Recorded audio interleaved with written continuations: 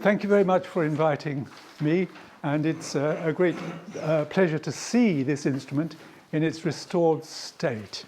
I shall be telling a little bit about things that happened to it before that. I am a clavichord maker, and I live in London. 4 times a year in London, we have an auction of second-hand pianos.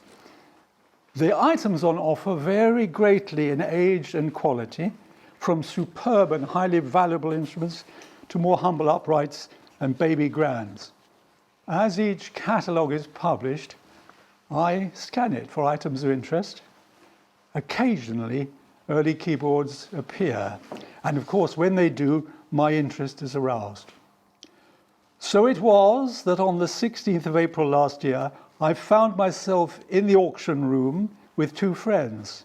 Before us was a large unfretted clavichord with a compass of 5 octaves and 2 notes, double F to G3. The catalogue described it as possibly German or Swedish, late 18th century. The maker was unknown.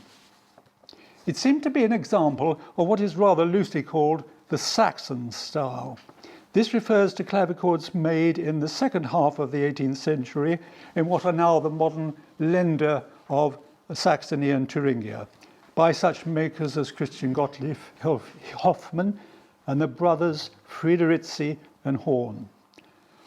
Saxon school clavichords are generally rather sober in appearance when compared with those made in the northern part of Germany, lacking such embellishments as painted cases and soundboards. But their most significant technical feature is the use of a walking stick or J-shaped bridge. In effect, a long, straight bridge arranged obliquely on the soundboard with a short curved, please, next slide, with a short curved section at the treble end. As you can see from this plan view, the clavichord under examination had just such a bridge, a J-shaped bridge, you see, increasing in mass towards the bass end. Less typically Saxon, though, were the set of octave pitch strings with their own soundboard bridge provided for the lowest 17 notes, since octave stringing in the bass is a feature of the North German style and is not normally found on Saxon school clavichords. Another unusual feature was the way in which the left-hand edge of the soundboard had been extended over the treble key levers, evidently to give a little more room around the treble curve of the bridge. Next slide, please. The covering of red leather on the case and the painting inside the lid, a land and seascape in a dark, foreboding style, were both clearly non-original, but how did they come to be there? At the auction in April 2017, the instrument was acquired along with the Heilmann and Graf fortepianos by the Gerving Music Museum, this museum, our hosts today. And since that event, we have been able to identify the maker and to find out a great deal more about its history.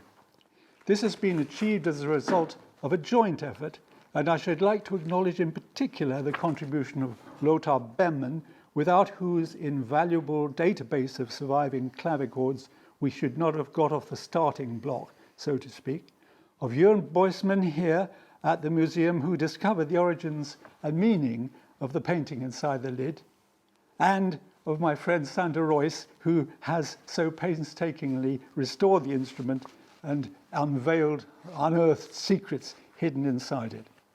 Others who have helped with research are acknowledged on your handouts. It has all been a fascinating piece of detective work, but rather than explaining how each new item of information was discovered and new clues were followed up, I shall present what we now know about the clavichord in the form of a chronological survey. To begin then at the beginning, the clavichord was made, probably around 1800, by Johann Christian Meerbach in Gotha, in the Duchy of Saxe-Gotha-Altenburg, now the modern state of Thuringia. How do we know this? By comparison with three signed surviving signed and dated instruments by Meerbach. The earliest of these is in Bethlehem, Pennsylvania, owned by the Moravian College, which was founded in 1742, long before American independence, as the Bethlehem Female Seminary, a boarding school for young women. It seems the instrument was acquired to give music lessons. It bears Meerbach's signature on a paper label inside the toolbox, which gives the date 1799. The second signed Meerbach clavichord is in the local museum at Zittau. It too bears a label inside the toolbox with Meerbach's name and the date 1802. The third signed clavichord is in Schloss Friedenstein Museum in Gotha itself. Once again, it is signed on a paper label fixed inside the toolbox, which gives the date 1821. Intriguingly, there is another label hidden within the space under the soundboard, identical in every way, except the date is given as 1820.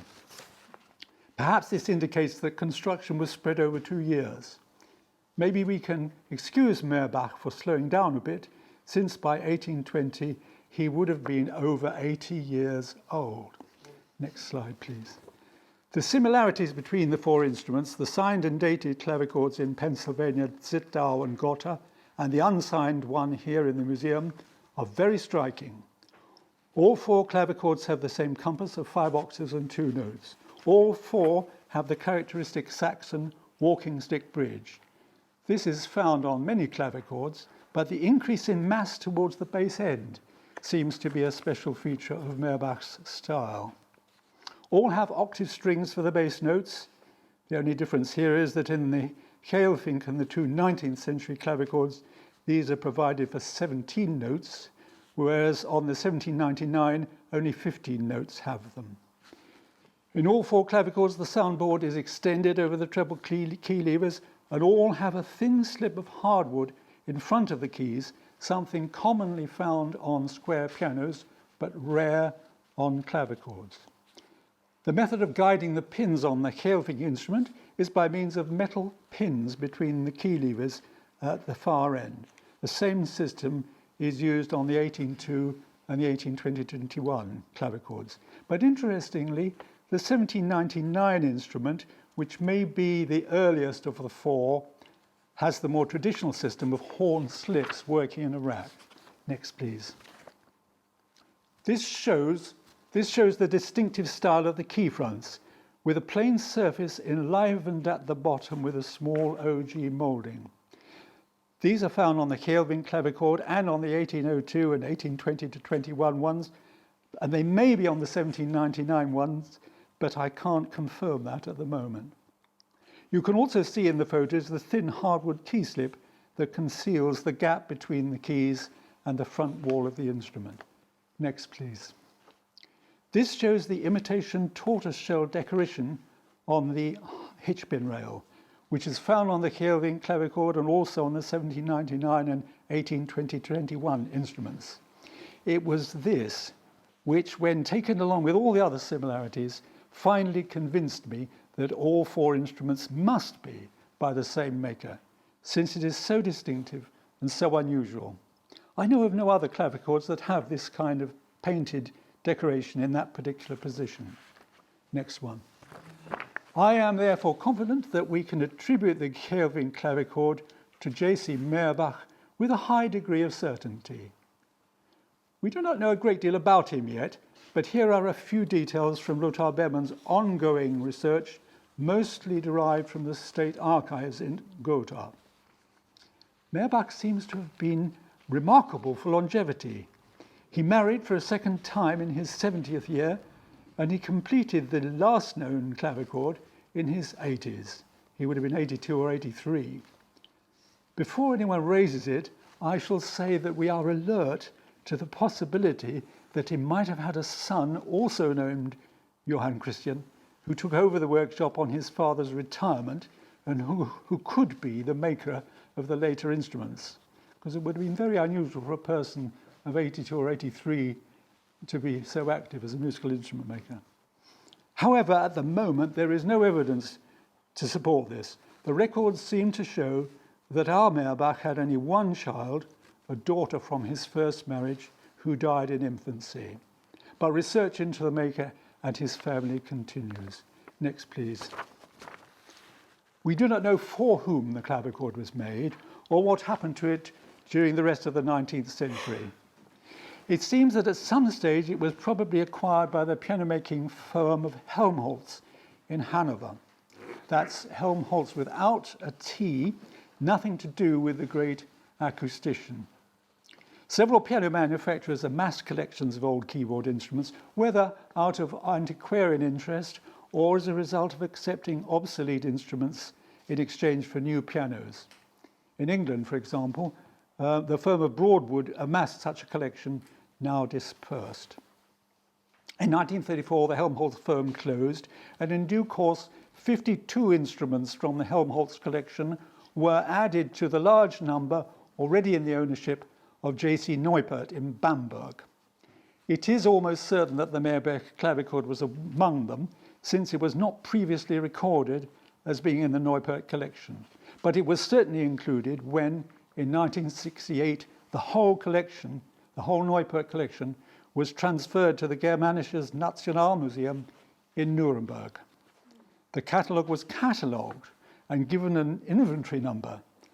The museum did not hold on to it very long, however, for in 1970, in a momentous decision, it was transferred to the Colt collection in Bavington, Kent, England, in exchange for a 1784 Broadwood square piano. Next, please. The Colt clavier collection, consisting mainly of early pianos, was one of the largest privately owned collections of keyboard instruments in the world.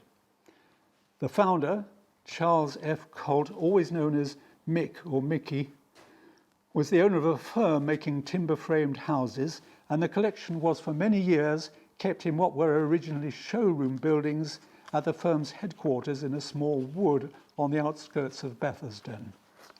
Mr. Colt's knowledge and expertise in the field of the early piano was unrivaled for the time, and it's hardly possible to overstate the contribution he made to the fortepiano revival. Indeed, all of us that are interested in studying early keyboard instruments must acknowledge a great debt to the private collectors of the 19th, 20th, and 21st centuries. Almost all the great public museum collections owe their existence to their assiduous acquisitive activities. Without them, the instruments would simply have been discarded when they were seen as obsolete, as indeed many were, and we would not have available for study the corpus of surviving examples that we have today. But of course, private owners are free from the constraints that may apply to public museums. They are at liberty to do what they want with their possessions. Mr. Colt was certainly not willing to leave the clavichord as he received it. He entrusted the structural and musical restoration to Peter Guy, a skilled joiner employed by the company who normally worked on making staircases for the houses. Next, please. Fortunately for later researchers, Mr. Guy left his signature inside the clavichord where it was discovered. Oh dear, that's not come out very well, but at any rate you can see that he signed it. It was discovered by Sanderois during the course of his restoration. By a stroke of luck, I was able to trace him. He retired from work many years ago and cannot remember anything about the clavichord. He acknowledged his signature, though. However, he said OMG, which means in English, oh my God, it's me. He wrote me an amusing recollection. How are we doing for time? Are we? How much longer? Well, about 5 minutes, actually. He wrote me an amusing recollection of the life at the Colt collection, from which I shall quote. I went to work for Mickey Colt in 1967 as a joiner. It was not long before I was asked to work on pianos, harpsichords, sofas, and, apparently, clavichords. Mr. Colt was always buying new ones. They usually came off the back of a lorry at the works as a wreck and a cardboard box of bits. One piano that arrived was very heavy, which was taking about 8 of us to carry down the ramp, and Mickey was tinkling the ivories to see if it would play as we struggled down the ramp. I was always aware that my expertise was as a joiner and not as a piano maker or restorer. When I raised my concerns, I was introduced to a lovely chap called Derek Adlam, and over time he guided me through the practices and techniques needed to replace nuts, rest planks, rest pins, and the repair of soundboards, etc. I'll skip a little. The leather covering of the case was applied at the instigation of Mr. Colt, who also commissioned the lid painting. In the Golden Jubilee catalogue of the collection, published 1981, he explained, "One likes musical instruments to be visually pleasing, so the case has been covered in antique red leather and the underside of the lid painted by Hector MacDonald." Next slide, please. Great. This gives no clue as to the subject of the lid painting. One of my colleagues examining it in the auction room thought it might depict the attack on Pearl Harbor in 1941. However, the artist, Hector MacDonald, born 1947, is still living. He'd completely forgotten the painting, but with some persistence, Johan Boisman was able to jog his memory and received a charming handwritten letter from him explaining the origins and meaning of the picture. I shall quote part of it. "Mr. Colt was restoring the clavichord you now have during the period when I was a regular visitor to his collection at Bethersden, and he commissioned me to think up and paint some scenes of a faintly mythological nature for the lid.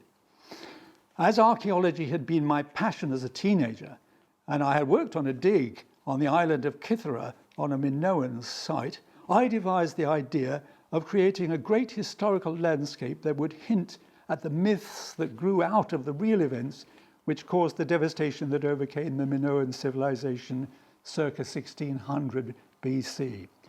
That essentially is the background of what you see on your clavichord lids. It shows all of southern Greece seen from a great height, with the ship taking Theseus to Crete in the distance and the island of Santorini on the point of erupting, an event which caused a massive tsunami which destroyed all the major Minoan sites on the northern shores of Crete." Next one, please. I've not got much further to go. After Mr. Colt died in 1985, the collection remained at Bethersden under the control of his widow, Mrs. Laura Barbara Colt, and a board of trustees. It was still possible for those with a special interest to visit, but it seems there were no funds available for restoration. Even maintenance, both of the instruments and the buildings that housed them, was minimal, especially after the building firm moved elsewhere in 2012. In that year, an incident occurred which was reported by one of the witnesses as follows. "I noticed an unusual unfretted clavichord with a painted lid, perhaps a late redecoration. We were in another room when suddenly we heard a great noise. We ran to it and were astonished to find that the roof had broken and water was coming in by the bucket precisely inside the strange-looking clavichord. We moved it to a safe place, put it vertical on the floor to help the water out from the instrument, and finally, with some paper towels, we removed as much water as possible from the soundboard. Hopefully, it is something that can be restored." It is likely that this incident in 2012 was the cause of the damage which made the instrument unplayable until the recent restoration by Sander Royce. When Mrs. Colt died in 2016, her heirs decided to send these instruments, the ones that belonged to her personally, to the London auction where the clavichord was bought by the Helving Music Museum. So, that completes the story of the clavichord up to Sander's restoration and its inauguration at this festival here in its new home in Zutphen. One final word. Our knowledge about the life and works of J.C. Meerbach is still very incomplete. There would now be scope for a monograph focusing on this maker if anyone chose to undertake it. Thank you.